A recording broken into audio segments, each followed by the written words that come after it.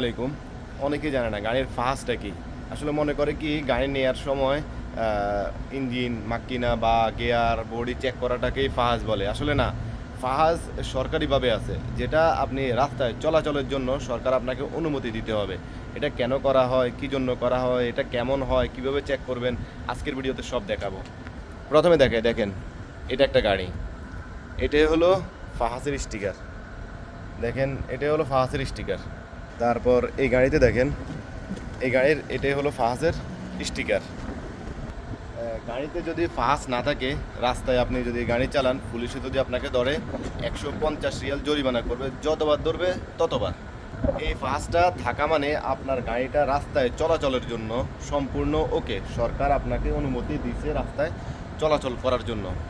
ফাহাস করতে কত রিয়াল খরচ হয় তার আগে আপনাদেরকে বলি, ফাহাস করার সময় যখন আপনি ফাহাসে নেবেন তার আগে গাড়িটাকে কোনো মেকানিক দিয়ে চেক করাবেন গাড়িটার সমস্যা আছে কিনা। ফাহাসে কী কী চেক করে এখন আপনাদেরকে দেখাবো। ফাহাসে প্রথমত আপনার চেক করবে গাড়ির ভিতরের লাইট, গাড়ির প্রথমত লাইটগুলো চেক করবে, স্টিয়ারিং চেক করবে, তারপরে টায়ারগুলো চেক করবে, বডি কোনো কাটা আছে কিনা ওটা চেক করবে, আপনার গাড়ির মুসাদ খারাপ আছে কিনা, আপনার গাড়ির কোনো কিছু খারাপ আছে কিনা, ইঞ্জিন মাক্কিনা ওকে আছে কিনা, এভরিথিং তারা কম্পিউটার মাধ্যমে সব কিছুই আপনার গাড়ির চেক করবে।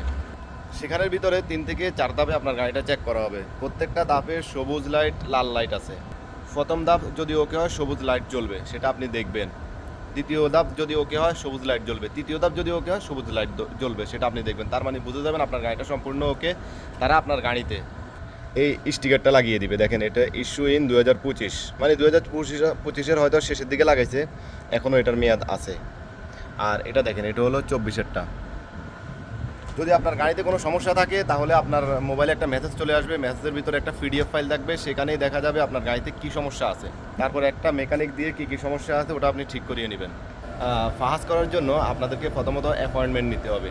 আগে এটা লাগতো না, কিন্তু বর্তমানে অ্যাপয়েন্টমেন্টটা নিতে হয়। অ্যাপয়েন্টমেন্ট নেওয়ার পরে তারিখ অনুযায়ী আপনাকে যেতে হবে যেখানে ফাহাস করা সরকারি, সেখানে চলে যেতে হবে। যাওয়ার পর সেখানে আপনার থেকে 115 রিয়াল নেবে।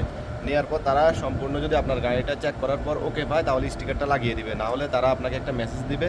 মেসেজের মাধ্যমে যা আছে আপনার তা ঠিক করে আনবেন।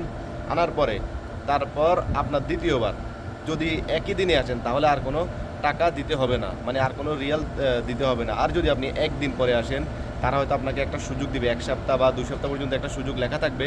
ওই সুযোগের ভিতরে যদি আপনি আসেন আপনার 35 রিয়াল আবার দিতে হবে আপনাকে। ওই 35 রিয়াল দেওয়ার পরে তারা আপনার গাড়িটা আবার চেক করবে। চেক করার পরে যদি ওকে হয় তাহলে স্টিকারটা লাগিয়ে দিবে। আর যদি আবারও কোনো সমস্যা হয় তাহলে তারা আবার আপনার মোবাইলে একটা SMS পাঠিয়ে দিবে। আবারও আপনি ঠিক করে তারপরেই আবার আনতে হবে। যদি অ্যাপয়েন্টমেন্ট কীভাবে নিতে হয় ভিডিওটা চান, অবশ্যই আমার কমেন্ট বক্সে কমেন্ট করবেন। ভিডিওটা কেমন লাগলো অবশ্যই কমেন্ট করে জানাবেন। আল্লাহ হাফেজ, আসসালামু আলাইকুম।